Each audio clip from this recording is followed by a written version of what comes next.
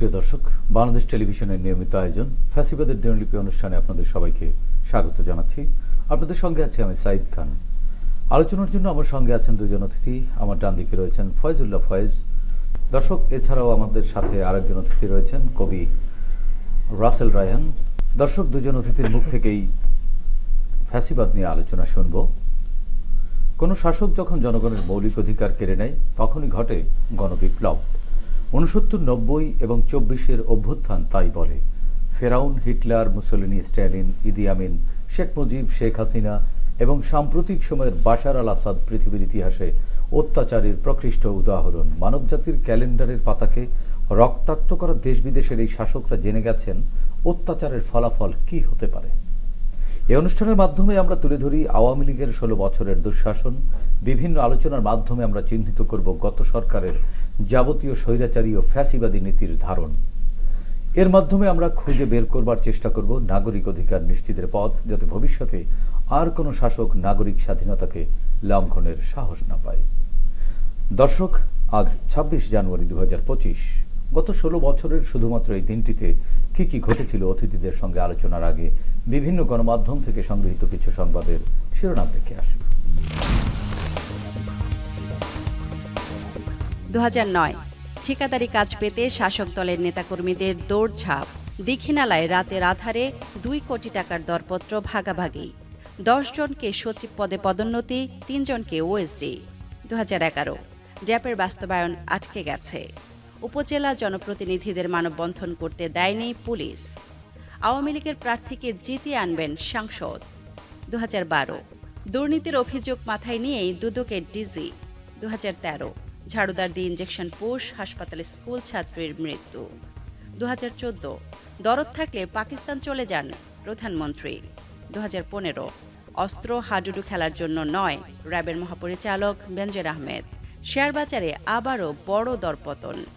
2016 আইনশৃঙ্খলা নিয়ন্ত্রণে পুলিশ বড় অবদান রাখছে প্রধানমন্ত্রী। 2017 মুক্তিযুদ্ধের চেতনায় বিশ্বাসীদের সমন্বয়ে সার্চ কমিটি, ওবায়দুল কাদের। ট্রেনের চলা থামা যেন রাজনৈতিক সিদ্ধান্তে। সুন্দরবন বিনাশী চুক্তি বাতিলের দাবিতে আজ হরতালের ডাক। 2018 পার্বত্য চট্টগ্রামের সেনাবাহিনী নির্দোষ প্রমাণিত না হওয়া পর্যন্ত দোষী। আবু বকরকে কেউ খুন করেনি। গ্রেপ্তারের 3.5 ঘন্টার মধ্যে জামিনে 2 জন। এবি ব্যাংকের 165 কোটি টাকা পাচার মামলা। এটা মেডিকেল রিপোর্ট নয়, রাজনৈতিক রিপোর্ট। মওদুদ। 2020 এই নির্বাচনে কোনো ধরনের হস্তক্ষেপ চান না প্রধানমন্ত্রী। Mosquito menace, dengue still high, city bodies busy with polls. আচরণবিধি শুধু কাগজে, ঢাকার 2 সিটি নির্বাচন। 2021 সাংসদ ফারুক চৌধুরীর বক্তব্য ভাইরাল। ভোটের দিনে লাঠি খেলা চলবে, না হলে পরদিন। Don't establish police state, High Court. Kushtia superintendent of police apologises. Presiding কর্মকর্তা হচ্ছেন আওয়ামী লীগ যুবলীগ নেতারা। নৌকায় ভোট না দিলে কেন্দ্রে আসার দরকার নেই। 2022 ভিসির পদত্যাগের বিষয়ে জাফর ইকবাল। উপরের মহল কথা দিয়েছে, তোমরা শিওর থাকো। Consumer price index CPI 2021 report. Corruption scenario unchanged. আমরণ অনশন প্রত্যাহারের অনুরোধ, শিক্ষার্থীদের না, ছাত্রলীগের হামলা। 2023 কাগজে কলমে সরবরাহ থাকলেও বাস্তবে নেই। সিন্ডিকেটের কবলে মাদারীপুর সদর হাসপাতাল। কল মানি রেট সাজেস্ট টু 7 পিসি অ্যামিড লিকুইডিটি শর্টেজ। শুরুতেই যাচ্ছি অ্যাডভোকেট ফয়েজ, আপনার কাছ থেকে একটু শুনতে চাই। আমরা একটি সংবাদের শিরোনাম দেখলাম, অস্ত্র হাডুডু খেলার জন্য নয়, র্যাবের মহাপরিচালকের এই বক্তব্য কতটুকু আইনসম্পন্ন বলে আপনি মনে করেন? নামটাও যেরকম তার কাজও ওরকম। বেনজির, নজিরবিহীন কাজই তিনি করেছেন। র্যাবকে সন্ত্রাসী সংগঠনে রূপান্তরিত করেছিলেন, পুলিশকে ফ্যাসিবাদদের ধারক বাহক হিসেবে রূপান্তরিত করেছিলেন এবং নিজের চাকরিকে তিনি হাতিয়ার করেছিলেন কোটিপতি হওয়ার। এরকম নজিরবিহীন কাজের কাজী যিনি, সেই বেনজির এরকম কথা বলতেই পারেন। এবং তার এই কথার মধ্যে একজন সরকারি কর্মকর্তা বা আইন শৃঙ্খলা রক্ষাকারী বাহিনীর কথা প্রকাশিত হয় না। এটা একটা সন্ত্রাসী অথবা রাজনৈতিক দলের যে ক্যাডার থাকে সেই ক্যাডারের কথা। এবং ওনার কার্যক্রম কখনোই মনে হয় নাই যে উনি কোনো সরকারি কর্মকর্তা, বরং ওনাকে মনে হয়েছিল উনি একজন আওয়ামী লীগের নেতা, উনি ভবিষ্যতে এমপি হবেন, মন্ত্রী হবেন, সেই আশায় উনি অনেক কিছু করেছেন। এই যে অস্ত্র হাডুডু খেলার জন্য দেওয়া হয় নাই, এরকম কথা একজন র্যাব ডিজি। বাংলাদেশে আপনি তো একজন আইনজীবী, পেশাদার আইনজীবী, আইন কি বলে আসলে? অস্ত্র দেওয়া হয়েছে আইন শৃঙ্খলা রক্ষাকারী বাহিনীদেরকে। কি কারণে দেওয়া হয়েছে? আইন শৃঙ্খলা রক্ষা করার জন্য এবং নিজেদের আত্মরক্ষার্থে যখনই দরকার তখনই অস্ত্র ব্যবহার করবে। এবং অস্ত্র ব্যবহার করার জন্য ব্যবহার করার জন্য পুলিশের পিআরবি, যে পুলিশ রেগুলেশন অফ বেঙ্গল, সেখানে সুস্পষ্ট কতগুলো দিক নির্দেশনা দেয়া আছে। সেখানে কখনোই অস্ত্র এমনভাবে ব্যবহার করা যাবে না যেখানে কোনো মানুষ নিশ্চিত মৃত্যুর দিকে পতিত হতে পারে। সে ভয়ঙ্কর অপরাধী হলেও না। অস্ত্র ব্যবহার করতে হবে খুব নিজেদের আত্মরক্ষা, এবং নিজেদের আত্মরক্ষার্থের বাইরে যদি ব্যবহৃত হয় তাহলে কিন্তু অবশ্যই তাদেরকে দায়ী করে তাদের বিরুদ্ধে আইনগত ব্যবস্থা নেওয়া যাবে। এবং এটা প্রাইভেট ডিফেন্সের মধ্যে পড়েছে কি পড়ে না সেটা দেখার অধিকারও কিন্তু বাংলাদেশের আদালতের রয়েছে। সো তারা যে অস্ত্র ব্যবহার করেছে, বন্দুকযুদ্ধের নামে, গুমের নামে যেগুলো করেছে, সেগুলো দেশের মানুষ জানে। অস্ত্রগুলো তারা সন্ত্রাসী কায়দায় ব্যবহার করেছে, কোনো রুলস রেগুলেশন কোনো কিছু ফলো করে অস্ত্রগুলো ব্যবহার করা হয়নি। আচ্ছা, ধন্যবাদ। আপনার কাছ থেকে আবারও শুনবো রাসেল রায়হান। আমরা একটি সংবাদের শিরোনামে দেখলাম অধ্যাপক জাফর ইকবাল, তিনি বলেছিলেন একসময় আন্দোলনকারীদের, তিনিও শাহজালাল বিশ্ববিদ্যালয়ে একসময় আন্দোলন হয়েছিল ভিসির পদত্যাগের দাবিতে। সেই সময় আন্দোলনকারীদেরকে তিনি বলেছিলেন যে ওপরের মহল কথা দিয়েছে, তোমরা শিওর থাকো ভিসি পদত্যাগ করবে। দৈনিক মানবজমিন এই খবরটি প্রচার করেছিল। জুলাই আন্দোলনে তিনি এরকম কোনো কথা উপর মহল থেকে আদায় করতে কেন পারেননি, নাকি তিনি ধীরে ধীরে দলান্ধ হয়ে গিয়েছিলেন? একজন সাহিত্যিকের দলান্ধ হওয়াকে আপনি কতটা ভয়ঙ্কর ভাবে দেখেন? মোহাম্মদ জাফর ইকবালের কথা যদি আমরা বলি, তো উনি আসলে, আমরা যে প্রজন্ম বেড়ে উঠেছি, আসলে আমাদের কাছে উনি নায়ক ছিলেন একজন। শুরুতে আমরা সবসময় এইভাবে দেখেছি। তো উনি আসলে তরুণদের, ওনার ভিতর বেশ কিছু স্ববিরোধী ব্যাপার আছে। তারপরে আমরা এখানে আসি। ধরেন উনি তরুণদের বলতেন সবসময় যে তোমরা প্রযুক্তিগতভাবে সামনে আসো। উনি কিন্তু এইগুলো নিয়েই কাজ করতেন, যেন এইভাবে মানে ছাত্ররা সায়েন্স ফিকশন নিয়ে লেখেন। এবং এছাড়া উনি ওনার যত কাজকর্ম সব তরুণদের নিয়েই। উনি নানা কিছুর সঙ্গে যুক্তও ছিলেন। মজার ব্যাপার হলো উনি নিজেই বলতেন উনি টিভি দেখেন না, উনি ফেসবুক, ওনার কোনো পেজ নাই, উনি ফেসবুক চালান না। তো দেখেন উনি তরুণদের বলছে উনি নিজের মধ্যে নাই। আর আপনি যেটা বললেন যে উনি আসলে যখন ভিসির ওই ব্যাপারটা উনি যখন গেলেন সরকারের হয়ে, যে আসলে উনি কেন ওখানে যাননি পরবর্তীকালে জুলাই আন্দোলনের সময়, এখানে আমার কথা হলো আসলে উনি গিয়েছিলেন না ওনার কাছে এসেছিল? আসলে তো উনি ব্যবহৃত হতেন, উনিই ব্যবহৃত হচ্ছিলেন। তো ওনাকে আসলে তখন ব্যবহার করছিল সরকার। উনি সম্পূর্ণ উনিই দায়ী এইটার জন্য, যে উনি আসলে ব্যবহৃত যে হচ্ছিলেন। উনি বারবার উনি দলান্ধ বলতে যেটা বলছিলেন, উনি আসলে দলান্ধই হয়ে গেছিলেন। আপনি দেখেন উনি মুক্তিযুদ্ধের পক্ষে বলছিলেন, এটা খুবই ভালো, কিন্তু উনি নিজে মুক্তিযুদ্ধ করেননি। মানে এরকম বেশ কিছু স্ববিরোধী ব্যাপার ওনার ভিতর চলে আসছিল। তো শেষমেশ উনি সবসময় চাচ্ছিলেন, উনি যেটাই বলতেন না বলতেন, আপনি দেখবেন গিয়ে ফ্যাসিবাদের পক্ষে দাঁড়াচ্ছে, সরকারের পক্ষে, ক্ষমতাসীনের পক্ষে দাঁড়াচ্ছে। তো ওনার আসলে যে আমরা যদি ওনার আদর্শের কথাই বলি, ওনার আদর্শের সঙ্গেই এগুলো যেত না, এগুলো পুরোপুরি প্রকৃত আদর্শ কি? উনি তো বলেন মুক্তিযুদ্ধের পক্ষের লোক উনি, কিন্তু ওনার প্রকৃত আদর্শের কথা যদি আমরা বলি, আমরা সবসময় দেখেছি উনি ক্ষমতাসীনের পক্ষের লোক। মুক্তিযুদ্ধের আদর্শ তো ক্ষমতাসীনের পক্ষে না। ফলে উনি আসলে সবসময় ক্ষমতাসীনের পক্ষেই থেকেছেন সবসময়। আপনি দেখবেন জুলাইয়ের ক্ষেত্রে যেটা বলতে পারি, আমরা দেখেছি উনি হলো গিয়া, আমার তারিখটা পুরোপুরি মনে নাই, মেবি 14 তারিখে উনি জুলাইয়ের নিয়ে একটা লেখা লিখেছিলেন, সাদাসিধে কথা বা কোনো একটা সাইটে। তো এখানে উনি সেই একই জিনিস নিয়ে আসলেন, রাজাকার বলা নিয়ে, যে এরা রাজাকার বলছে, আমি আর এদের মুখ দেখতে চাই না, ঢাকা বিশ্ববিদ্যালয়ে যাব না। তো উনি দেখেন, উনি কিন্তু প্রেক্ষাপটটা আর দেখেন নাই। উনি শুধুমাত্র ওইটুকু কোট করেছেন যেটুকু করলে ক্ষমতাসীনের পক্ষে যায়। সবসময় উনি আসলে ক্ষমতাসীন হয়ে ব্যবহৃত হয়েছেন, যে কারণে উনি জুলাইয়ে যদি যেতেন যে না, ক্ষমতাসীনের বাইরে গিয়ে আমি আমার লেখকের আদর্শের জায়গা থেকে, লেখকের আদর্শ তো মানুষের পক্ষে থাকা, নিপীড়িতের পক্ষে থাকা, মজলুমের পক্ষে থাকা, ওইটা যদি উনি থাকতেন, উনি তো এটার বিরুদ্ধে দাঁড়াতেন, ক্ষমতাসীনের বিরুদ্ধে দাঁড়াতেন। উনি আসলে এটা দাঁড়াননি কখনো। একজন লেখকের এটা কখনোই হতে পারে না। একজন লেখক সবসময়, সেক্ষেত্রে সাহিত্যের কি কোনো ক্ষতি হয় কিনা যদি কোনো লেখক বা সাহিত্যিক এরকম কোনো ক্ষমতার দিকে ঝুঁকে যায় বা দলান্ধ হয়ে যায়, সেক্ষেত্রে সাহিত্যের কতটুকু ক্ষতি হয়? আপনি যদি সাহিত্যের ক্ষতি বলেন, আসলে সব ক্ষতি তো শেষমেশ গিয়ে গণমানুষের পক্ষে বা বিপক্ষে যায়। সাহিত্যের ক্ষতি যেমন সবচেয়ে বড় যেটা হয়েছে, যে কোনো লেখকদের উপরে মানুষ আর আস্থা পাচ্ছে না। কোনো বিশ্বাস পাচ্ছে না, ভাবে যে এরা তো সহজেই বিক্রি হয়ে যায়, এবং সেই রেকর্ড আরও আছে, জাফর ইকবাল ছাড়াও অন্যান্য বহু লেখকের আছে। তো বড় ক্ষতি তো এটাই হয় যে আপনি যখন একটা কথা বলবেন, ধরেন তার প্রতি কোনো আস্থাই পাচ্ছে না মানুষ, তাহলে আপনি তো আসলে কাউকে আপনার পক্ষে দাঁড় করাবেন, আপনার পক্ষে তো না, গণমানুষের পক্ষে আপনি আর দাঁড় করাতে পারবেন না, ওই ভ্যালুটা আর থাকে না। তো ওই ভ্যালু না থাকলে যেটা হয়, সাহিত্যেরই আর কোনো ভ্যালু থাকে না। এবং যে কারণে আসলে আমরা জানি বাংলা সাহিত্য এটা যে পড়তির দিকে, মানুষ বই পড়ে না, কেন পড়ে না, এইগুলো একটা কারণ। আপনারা আসলে এই বিষয় এটা কাটিয়ে উঠবার কোনো চিন্তা করছেন কিনা? আমি মে মাসে একটা কবিতা লিখেছিলাম 2023-এর মে মাসে, তখন আমি বলেছিলাম মহারানী উল্লেখ করে, আপনি সহজে বুঝবেন যে মহারানীকে, কবিতাটা পড়লেই সহজে বোঝা যায়। আমি বলছিলাম যে মহারানীরা একরকম আপনার সামনে যেভাবে ঠিক ম্যাজিশিয়ানরা একটা সুন্দরী একজন নারীকে সামনে রাখে আমরা দেখি, তাহলে দর্শকের খেয়াল পুরোপুরি ওই নারীর দিকে যায়, ফলে সে ম্যাজিকের ওই ছোট ছোট ফাঁকগুলো আর ধরতে পারে না। তো আসলে এই মহারানী এই কাজটাই করতেন, সামনে ম্যাজিকের মতো কিছু জিনিস, মানে ওই মেয়েটার মতো। আপনি মহারানী বলতে যাকে বুঝিয়েছেন তিনি নিশ্চয়ই ওই সময় যিনি প্রধানমন্ত্রী ছিলেন শেখ হাসিনা, সেই শেখ হাসিনাকেই বুঝিয়েছেন। তো শেখ হাসিনা কি এমন ম্যাজিক দেখাতো যার ফাঁক গলে আসলে মানুষের ভাগ্য নিয়ে উনি ছিনিমিনি? সবচেয়ে বড় ম্যাজিক ছিল উন্নয়ন, সবচেয়ে বড় ম্যাজিক ছিল উন্নয়ন, এরপরে মুক্তিযুদ্ধের চেতনা। ধরেন উন্নয়ন, এগুলো তো স্বাভাবিক প্রক্রিয়া। উন্নয়ন বা মুক্তিযুদ্ধের চেতনা, এটা কি কোনো ম্যাজিক হতে পারে কিনা? অবশ্যই হতে পারে।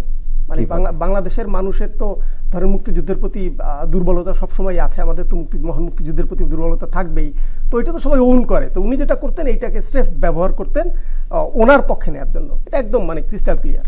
এটুকুই ছিল তার ম্যাজিক। এটা তো একটা ম্যাজিকের একটা অংশ, ম্যাজিকের তো অনেকগুলো ক্ষুদ্র ক্ষুদ্র অংশ থাকে, এটা একটা অংশ ছিল। জি, আপনার কাছ থেকে শুনবো রাসেল রায়হান, পরে আবার ফয়েজ, অ্যাডভোকেট ফয়েজ, আপনার কাছ থেকে আরেকটু শুনি। আমরা একটি সংবাদে দেখলাম 10 জনকে সচিব পদে পদোন্নতি, 3 জন ওএসডি। সরকার বদল হলেই যে এই যে পদোন্নতি বা পদোন্নতির সংস্কৃতি কিভাবে রোধ করা যায়, এটাকে নির্দলীয় না করতে পারলে তো আমাদের আমলাতন্ত্র রাজনীতির রাহুমুক্ত হতে পারবে না, বা সেই রাহুর মধ্যেই আমলাতন্ত্র থেকে যাবে। এবং আমলাতন্ত্র যদি রাজনৈতিক রাহুর মধ্যে থাকে, সেক্ষেত্রে আমাদের জনপ্রশাসন তো মানুষের জন্য সেবার যে সেবা নিশ্চিত করার কথা, সেই সেবা নিশ্চিত করতে পারবে না, মানুষের জন্য হবে না। আপনি এটা কিভাবে বললেন? এটার জন্য দায়ী প্রথমে আমলারা নিজেরাই, কারণ আমলাদের মধ্যে আবার যে রাজনীতি শুরু হয়, এবং আমলাদের মধ্যে একটা কমন সংস্কৃতি আছে, কে কত তেল মারতে পারে। তৈলবাজির সংস্কৃতি এবং রাজনৈতিক সংস্কৃতিকে তারা একটা শিল্পতে রূপান্তরিত করেছেন। ওই শিল্পটা যখন ব্যবহার করে তারা কি করেন, তারা একের পর এক উপরের ধাপে ওঠার চেষ্টা করেন। এখন এই যে সরকার পতন হলো, ফ্যাসিবাদের পতন হলো, ফ্যাসিবাদের পতনের পর আপনি কি ওই ফ্যাসিস্ট সরকারের তৈল মর্দনকারী আমলাদেরকে কি আপনি বড় বড় পদে রাখতে পারবেন? গত 16 বছরে তো মানে তাহলে আপনার বক্তব্য স্বচ্ছ কর্মকর্তা নিয়োগও হয়নি, এবং এই আগস্ট পরবর্তী সময়ে তো নতুন করে নিয়োগ হয়নি। এইটার জন্য আমূল পরিবর্তন দরকার। আমূল পরিবর্তন না হলে এইভাবে আপনি কোনো একটা সিস্টেমেটিক ওয়েতে আনতে হবে। আপনাদের আমলা যারা আছে, যারা সচিব আছে, যারা সরকারি কর্মকর্তা আছে, তাদের পারফরমেন্সের বেসিসে যদি তাদের উন্নতি, তাদের পদোন্নতি, তাদের পদায়ন সবকিছু পারফরমেন্সের বেসিসে হয়, তাহলে তাদের রাজনীতিটা কিন্তু আস্তে আস্তে কমে যাবে। কিন্তু এখানে পারফরমেন্সের চেয়ে অন্য অন্য বিষয় যখন বেশি ধরা হচ্ছে, অন্য অন্য বিষয়কে মূল্যায়ন বেশি করা হচ্ছে, কি কত সুন্দরভাবে সরকারের পারপাস সার্ভ করতে পারেন। একটু আগে যে বেনজিরের কথা বললাম, সরকারের পারপাস কি সুন্দরভাবে সার্ভ করেছেন, যেখানে মানুষ যত খুন করা লাগে তা করব, তারপর সরকারকে আমরা টিকিয়ে রাখবো, এই ধরনের তার বক্তব্য ছিল। এরকম আমলাদের মধ্যেও কিন্তু কারো কারো এরকম মারাত্মক ধরনের বক্তব্য ছিল। এই জিনিসটা যদি একদম আমূলে পরিবর্তন না হয়, তাহলে প্রতিটি সরকার আসবে আর পরিবর্তন হবে। স্বাভাবিকভাবে আমি চাইবো না আমি যখন গভর্নমেন্ট ফর্ম করব, আমার বিপক্ষে যারা আছে তাদেরকে আমি গুরুত্বপূর্ণ দায়িত্ব দিব না। সে এখন বাই ল সে বা বাই রুলস সে উপরের দিকে আছে, থাকতেই পারে, কিন্তু তাকে আমার সরাতে হবে। তাহলে সরাতে হলে কি হবে, তাহলে এখানে একটা অনিয়ম হবে। এই অনিয়মটা প্রতিটা সরকারই করছে, এবং এখনো পর্যন্ত এই বর্তমান যে ইন্টারিম গভর্নমেন্ট তাদেরও করতে হয়েছে, কারণ সিনিয়রিটি বেস করে আপনি দিতে পারছেন না। কাউকে কাউকে আবার বাদ দিয়ে দিয়েছে, তাদেরকে বিভিন্ন অ্যালিগেশন দিয়ে তাদেরকে আর্লি মানে রিটায়ারমেন্ট দিয়ে দিয়েছে, দেওয়া হয়েছে না অ্যালিগেশন দেওয়া হয়েছে, অভিযুক্তই। আবার হ্যাঁ, তাদের কারো কারো দোষও আছে। আপনি চাকরি করছেন, আপনি জনগণের চাকরি করছেন, আপনি এটার নাম কি, পাবলিক সার্ভিস, জনপ্রশাসন মন্ত্রণালয়। বিসিএস ক্যাডারের জনপ্রশাসন মন্ত্রণালয় থেকে আসে, জনগণের তারা হচ্ছে সেবক। তারা জনগণের সেবা যদি না করে সরকারের সেবা করে, দলদাসে রূপান্তরিত হয়, তাহলে তো তাদেরকে এইভাবে পরিবর্তন করতেই হবে। সো তাদের মধ্যে কোনো ধরনের রাজনীতি যেন না থাকে এবং তাদের পারফরমেন্সের বেসিসে যেন তাদের পদ পদবি সব কিছু নির্ধারণ করা হয়। এই সংস্কৃতি যদি চালু হতে পারে, এই সংস্কৃতি আমরা যদি লালন করতে পারি, সেই সংস্কৃতি চালু করার পদ্ধতি কি আসলে আপনি কি মনে করেন, আমি মনে করি সেই সংস্কৃতিতে ফেরা যায়? একদম নিয়োগ থেকে প্রতিটা পদক্ষেপে স্বচ্ছতা দরকার। নিয়োগের সময় রাজনীতি দেখার দরকার নেই, মেধা দেখাতে হবে। নিয়োগের পরবর্তীতে তাদের যে ট্রেনিংগুলো করা হয়, সেই ট্রেনিংগুলো খুব যথেষ্ট হচ্ছে কিনা, ট্রেনিং কারা করাচ্ছেন, তাদের মোটিভেশনটা কোন দিকে যাচ্ছে সেটা, এবং তাদের পারফরমেন্সের তো কিছু বিষয় আছে, যে এসিআর আছে, তাদের পারফরমেন্স দেখার তো সুযোগ আছে। তারা কি বিষয়টা ভালো জানে, যে বিষয়টা ভালো জানে তাকে সেই বিষয়ে দিতে হবে। আপনি কৃষি কর্মকর্তা হয়ে আপনি স্পার্সো মানে আপনি মহাকাশ গবেষণার উপরে চলে গেলেন, এটা তো হয় না। আপনি কি মহাকাশে কৃষি কাজ করবেন? আপনার কোন কাজে আপনার এক্সপার্টাইজ আছে, সেই অনুসারে আপনাকে দায়িত্ব দেওয়া উচিত। আপনাকে সেইভাবে দায়িত্ব দিয়ে তারপর মূল্যায়ন করা উচিত। একজন দেখা গেছে বাংলাদেশে বিসিএস ক্যাডারদের জেনারেল ক্যাডারে ডাক্তার এসে হয়ে যাচ্ছে পররাষ্ট্র ক্যাডার, একজন অন্যান্য ক্যাডার যারা ফিজিক্সের স্টুডেন্ট হয়ে যাচ্ছে যে পুলিশ।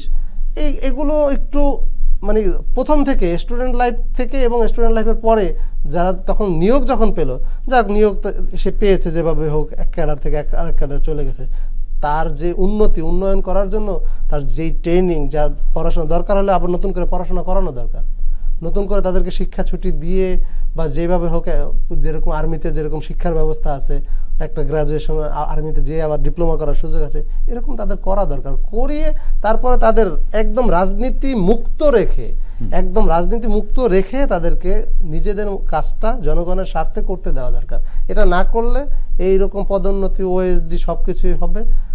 আলটিমেটলি প্রতিটা সরকারের এটা পরিবর্তন করতে হবে, কারণ একটা সরকার এসে একটা সেট আপ দিলে পরবর্তী সরকার এসে সেট আপ চেঞ্জ করতেই হবে।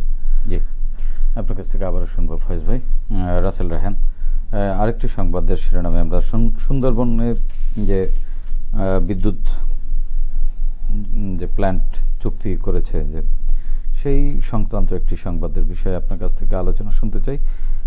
সুন্দরবন বিনাশী চুক্তি সরকার জেনে বুঝে কেন করলো, নাকি ভারতকে খুশি করতে তাকে এ কাজ করতে বাধ্য হয়েছে? ভারতের প্রতি এত নির্ভরশীলতা কেন ছিল শেখ হাসিনা সরকারের? আমরা পৃথিবীর ফ্যাসিবাদের হিস্ট্রি যদি দেখি, ফ্যাসিবাদীরা তো নিজের দেশকে সর্বোচ্চ জায়গায় নিয়ে যেতে চায় বা নিজের দেশের উন্নয়ন সর্বপ্রথম দেখে। কিন্তু আমাদের দেশের এই যে শাসন ব্যবস্থা, শেখ হাসিনার শাসনকালে আমরা দেখেছি প্রতিবেশী রাষ্ট্রের স্বার্থকে প্রাধান্য দেওয়া হয়েছে, না দিতে বাধ্য হয়েছে? কি কারণ ছিল বলে আপনি মনে করেন? মানে দিতে বাধ্য যদি হয়, সেই বাধ্য আসলে গত সরকারই করেছে, তারা ইচ্ছা করেই এই পরিস্থিতি করেছে। যেমন আপনি যদি সুন্দরবনের এই রামপালের এই কয়লা বিদ্যুৎ কেন্দ্রের যদি চুক্তিটা দেখেন, এইটা খুবই মজার, ইন্টারেস্টিং। এরকম চুক্তি হয় কিনা আমি জানি না। ধরেন আপনার চুক্তি হলো যে 160 কোটি ডলার ঋণ নিল বাংলাদেশ এক্সিম ব্যাংক থেকে ওদের। এখন এটার 50-50 লাভের অংশ কিন্তু 50-50, কিন্তু পুরোটা শোধ করবে বাংলাদেশ, পুরো ঋণ শোধ করতে হবে বাংলাদেশকে। তারপরে ধরেন এটা যদি কোনো কারণে বন্ধ হয়ে যায়, ধরেন এটা আর চললো না বা লোকসানের মুখে পড়ে, সেটারও পুরো দায়ভার বাংলাদেশের। এরপরে হলো এটা তো হওয়া পর্যন্ত, এরপরে হওয়ার পরে যদি এটা 30 বছর চলে, আমি একটা দেখলাম যে এটা 1,40,000 কোটি টাকা শুধু আপনাকে আপনি যে বিদ্যুৎ দিচ্ছেন ভর্তুকি দিতে হবে, এটাও বাংলাদেশকে দিতে হবে, মানে সবটাই বাংলাদেশ দিচ্ছে, কিন্তু লাভের 50% পাচ্ছে ইন্ডিয়া। তো এটা আসলে পরিস্থিতি এমন, আপনি এখনকার চিত্র যদি দেখেন যে 148টা ভুয়া নিউজ করেছে ইন্ডিয়া গত এই কিছু দিনে, শুধু বাংলাদেশ নিয়ে শুধু 148টা ভুয়া নিউজ করেছে।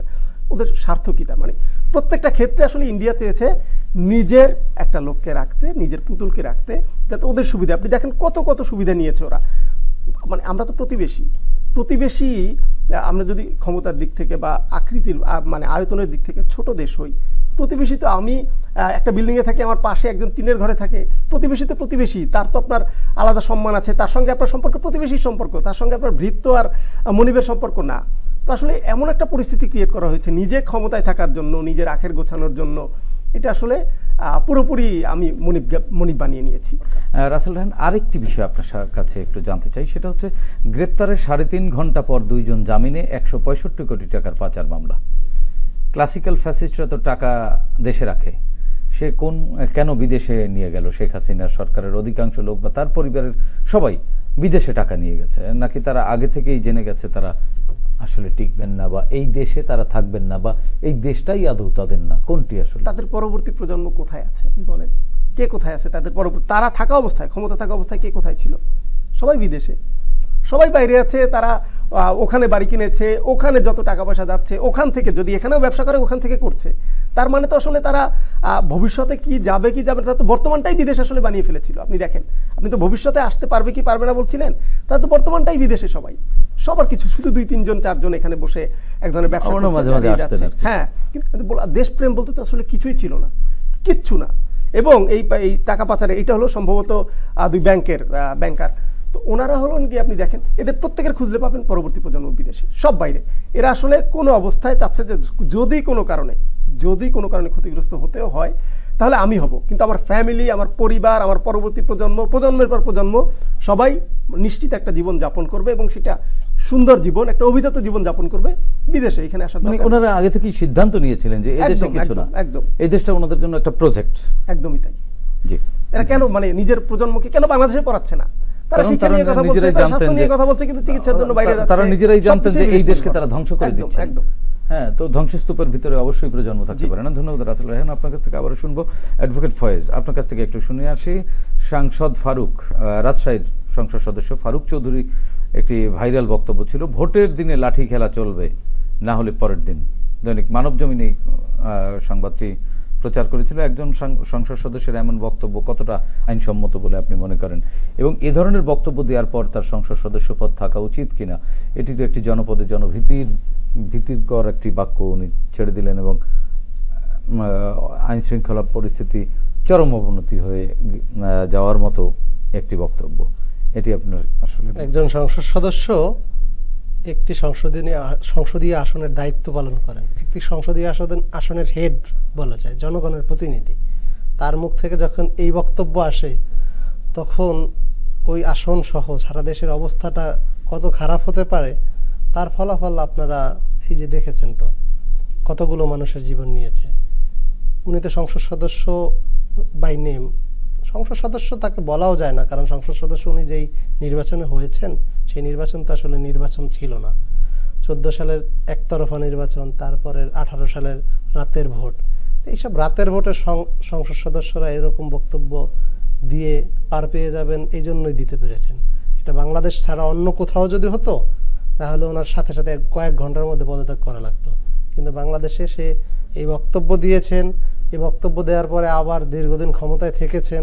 এটি এই ধরনের বক্তব্য কি আইনের কোনো ধারায় অপরাধ কিনা, এবং যদি অপরাধ হয় সেটি কোন ধারা? এইটা তো আপনার কয়েকটা ধারায় অপরাধ।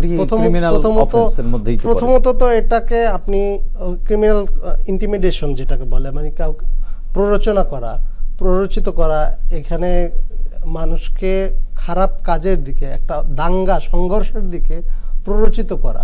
এটা তো আমাদের পেনাল কোডেও অপরাধ আছে, আবার নতুন করে যে আইন হয়েছে, এবং এইটা ডিজিটাল মাধ্যমে যখন ছড়ানো হয় তখন আবার ডিজিটাল নিরাপত্তা আইনেও অপরাধ ছিল। কয়েকটা আইনের অপরাধ হওয়ার পরেও সে নিরপরাধ হিসাবে সম্মানিত সংসদ সদস্য হিসাবে দায়িত্ব পালন করে গিয়েছেন, এবং এটা অবশ্যই সংসদ সদস্যের শপথ লঙ্ঘন হলে তো সংসদ সদস্য থাকতে পারে না, কিন্তু আমরা সেটা চ্যালেঞ্জ করতেও পারি না। চ্যালেঞ্জ কোথায় করব? ফ্যাসিবাদের যে কথা বললেন, আসলে ফ্যাসিবাদ যার, এটা ফ্যাসিজম বা অন্যভাবে যদি বলতে পারি, আওয়ামী লীগকে আমি ইস্ট ইন্ডিয়া কোম্পানির একটা কপি ভার্সন বা নতুন ভার্সন হিসেবে মনে করি। ইস্ট ইন্ডিয়া কোম্পানি বাংলাদেশে, মানে এই ভারতীয় উপমহাদেশে এসেছিল ব্যবসা করার জন্য। এইখানে তারা ব্যবসা করত, প্রজেক্ট করত, এইখানে যত যা কামাই করত পাঠিয়ে দিত কোথায়? ব্রিটিশে। আওয়ামী লীগ, শেখ হাসিনা মূলত ভারত থেকে 1981 সালে আসছেই বাংলাদেশে কি করতে? এই দেশটাকে ধ্বংস করার জন্য। এই দেশটাকে ধ্বংস করে এই দেশ থেকে লুটে পুটে কিভাবে নিয়ে যাওয়া যায় সেই টার্গেট করে। সে কিন্তু একা আসছেন, তার বোনকে আনে নেয়, তার ছেলেকে আনে নেয়, তার ছেলে এবং বোনকে দুইজনকে কি সুন্দরভাবে সেট আপ করেছে, একজনকে আমেরিকায় একজনকে ইংল্যান্ডে, দুইজনকে দুই জায়গায় সেট আপ করে সুন্দর তারপরে তারা মোটামুটি জয়েন্ট ভেঞ্চার করছে যে একজন থাকবো ক্ষমতায়, একজন নেব টাকা, একজন ক্ষমতার ভাগ একজন টাকার ভাগ, এইভাবে ভাগ করে করে তারা কয়েকজন এজেন্ট ক্রিয়েট করেছে। এজেন্ট ক্রিয়েট করে করে বাংলাদেশ থেকে কিভাবে কোথা থেকে টাকা ইনকাম করা যায়, সেই ইনকাম করার জন্য বড় বড় প্রজেক্ট, বড় বড় উন্নয়নের বুলি, বড় বড় একদম মেকআপ করে খুবই সুন্দর উন্নয়ন, এত কিছু করেছে, এই করেছে সেই করেছে। জনগণের আবেগকে যেভাবে কাজে লাগানো যায়, যেই যেই বিষয় আছে সেই বিষয়গুলোকে কাজে লাগিয়ে তারা শুধুমাত্র এখান থেকে ইনকাম করার জন্য এসেছে। এবং এই দেশটার প্রতি তার কিছুটা হয়তোবা মানে অনেক কিছু ক্ষেত্রে ক্ষোভ ছিল। প্রথম ক্ষোভ ছিল যে 1971 সালের তারা চায় না, তার বাবা চেয়েছিল পাকিস্তানের প্রধানমন্ত্রী হবে, সেটা হতে পারলো না, শুধু ছোট একটা দেশের প্রধানমন্ত্রী হলো, তার জন্য মনোভূত হয় না। এই জন্য একবার সে প্রেসিডেন্ট হয়, আরেকবার প্রধানমন্ত্রী হয়, আরেকবার সে বাকশাল করে, যা করে টরে তারপরে তার বাবা নির্মমভাবে নিহত হয়েছে। সেই নিহত হওয়ার যেই জের, সেই প্রতিশোধটা তার মনের মধ্যে ছিল। সেই প্রতিশোধটা নেওয়ার জন্যই এই পুরো দেশটাকে ধ্বংস করে দেয়াই কি তার প্রতিশোধের লক্ষ্য প্রস্তুত? এটা আমি মনে করি এটাই প্রতিশোধ নেওয়ার জন্যই সে এসেছে। এবং 1981 সালে যখন তিনি দেশে আসলেন, দেশে আসার কিছুদিনের মধ্যে শহীদ প্রেসিডেন্ট জিয়াউর রহমান নিহত হলেন। আমি তো দৃঢ়ভাবে বিশ্বাস করি এই জিয়াউর রহমানের নিহত হওয়ার ক্ষেত্রে শেখ হাসিনার হাত ছিল। জি, ধন্যবাদ অ্যাডভোকেট ফয়েজ। বর্তমান পরিস্থিতি তো ভিন্ন। ছাত্র জনতার বিপ্লবের মধ্য দিয়ে নতুন একটি সরকার আমরা পেয়েছি এবং এই সরকার দেশ পরিচালনা করছে। এই সরকারকে পরামর্শ কি আপনার ছোট্ট করে? তাদেরকে অবশ্যই এগিয়ে যেতে হবে। এই জন্য যদি দরকার হয় যে রাজনৈতিক দলের খুব অভিজ্ঞ লোকদেরকে এনে দায়িত্ব দেওয়া, সেটাও দিতে হবে। তাদেরকে যতদিন দায়িত্ব পালন করতে হবে, খুব শক্তভাবে দায়িত্ব পালন করতে হবে। ধন্যবাদ ফয়েজ ভাই। রাসেল রায়হান, আপনার পরামর্শ? আইন শৃঙ্খলা পরিস্থিতি স্বাভাবিক চাই, আমি নিরাপত্তার ব্যাপারটা পুরোপুরি স্বাভাবিক চাই। এগুলো আমার কাছে আমার মনোপুত না, আমি তৃপ্ত না, পরিতুষ্ট না। এই জায়গাটা আমি চাই। আমি বাক স্বাধীনতার জায়গাটা আরে ঠারে বলতে হতো আমাদের কবিতার ভিতর, এই ভিতর আরে ঠারে না, স্পষ্ট যেন যে কেউ বলতে পারে এবং বলে তাকে যেন কোনো দ্বিধা না থাকে, তার যেন কোনো ভয় না থাকে, এটা যেন পারে। এবং আমি চাই আসলে দ্রুত নির্বাচন। আমার বাস্তবতা দেখে আমার মনে হচ্ছে আসলে এখনকার বাস্তবতায় দ্রুত নির্বাচনের কোনো বিকল্পই নাই। ধন্যবাদ অ্যাডভোকেট ফয়েজ, ধন্যবাদ রাসেল রায়হান, আপনাদের দুজনকেই।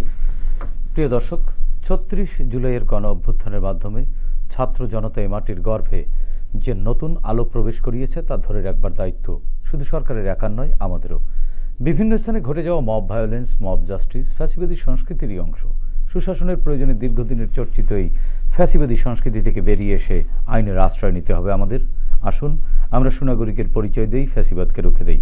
প্রিয় দর্শক, দেখা হবে আগামী পর্বে নতুন অতিথিদের সঙ্গে। ততক্ষণ পর্যন্ত ভালো থাকুন, সুস্থ থাকুন, বাংলাদেশ টেলিভিশনের সঙ্গেই থাকুন। খোদা হাফেজ।